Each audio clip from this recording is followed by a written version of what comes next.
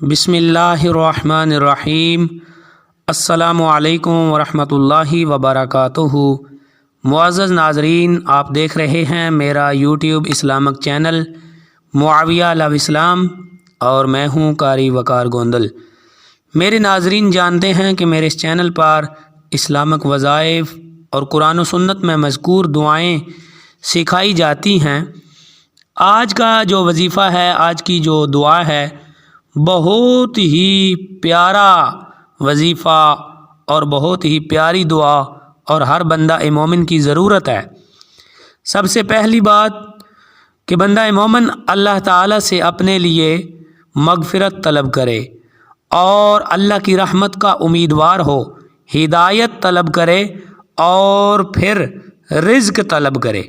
تو یہ ساری باتیں اس وظیفے میں مذکور ہوئی ہیں۔ سب سے پہلے آپ کو اس کا حوالہ بتا دیتا ہوں۔ صحیح مسلم شریف حدیث مبارکہ کی کتاب، اس میں بھی یہ روایت موجود ہے، اور سنن ابی داؤد شریف، اس میں بھی یہ روایت موجود ہے کہ ایک اعرابی رسول اللہ صلی اللہ علیہ وآلہ وسلم کے پاس آیا، کہنے لگا مجھے کچھ کلام سکھائیں جو میں پڑھا کروں۔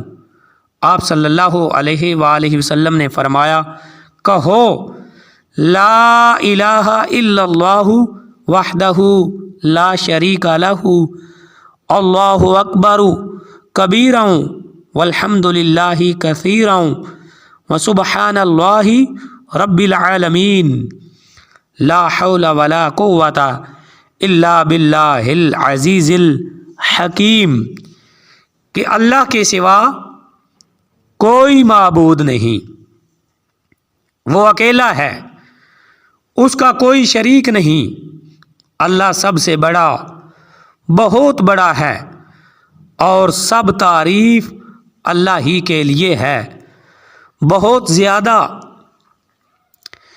اور پاک ہے اللہ جو ساری کائنات کا رب ہے، برائی سے بچنے کی ہمت ہے نہ نیکی کرنے کی قوت، مگر اللہ غالب اور حکمت والے ہی کی توفیق سے۔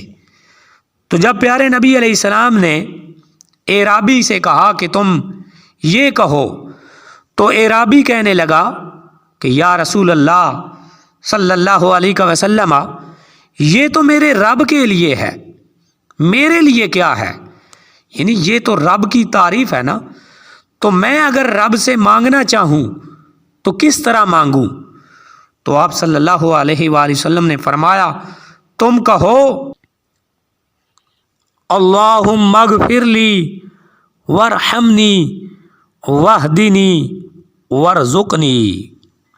دوبارہ پڑھتے ہیں، اللہم اغفر لی وارحمنی واہدنی وارزقنی، کہ اے اللہ مجھے معاف فرما دے، مجھ پر رحم فرما، مجھے ہدایت دے اور مجھے رزق دے۔ تو احباب ذی وقار اندازہ فرمائیں کتنے پیارے کلمات ہیں، کتنی پیاری دعا ہے، کتنا پیارا وظیفہ ہے، اور وظیفہ بھی وہ جو خود رحمت عالم حضور نبی پاک صلی اللہ تعالی علیہ وآلہ وسلم نے خود سکھایا ہے۔ تو آج ہمیں بھی چاہیے کہ ان وظائف کو اپنا وتیرہ بنائیں، یہ دعائیں مانگنے کی کوشش کریں۔ آج ہر بندہ رزق کی تنگی کا شکوہ تو کرتا ہے، لیکن ہم اپنے گریبان میں جھانکیں کہ ہم میں سے کتنے ہیں جو یہ وظائف کرنے والے ہیں، جو یہ دعائیں مانگنے والے ہیں۔ کتنی پیاری دعا ہے کہ بندہ مومن اپنے اللہ سے اپنے گناہوں کی معافی بھی مانگے اور اللہ کی رحمت کا امیدوار بھی بنے، ہدایت کاملہ کا سوال کرے اور پاک رزق کا سوال کرے، تو اللہ تعالیٰ اپنے بندوں کی دعاؤں کو ضرور قبول فرمائے گا۔ اور آخری بات کہ سنن ابی داؤد شریف میں یہ الفاظ زائد بیان کیے گئے ہیں کہ جب اعرابی واپس مڑا تو رسول اللہ صلی اللہ علیہ وآلہ وسلم نے فرمایا، یقیناً اس آدمی نے اپنا ہاتھ خیر سے بھر لیا۔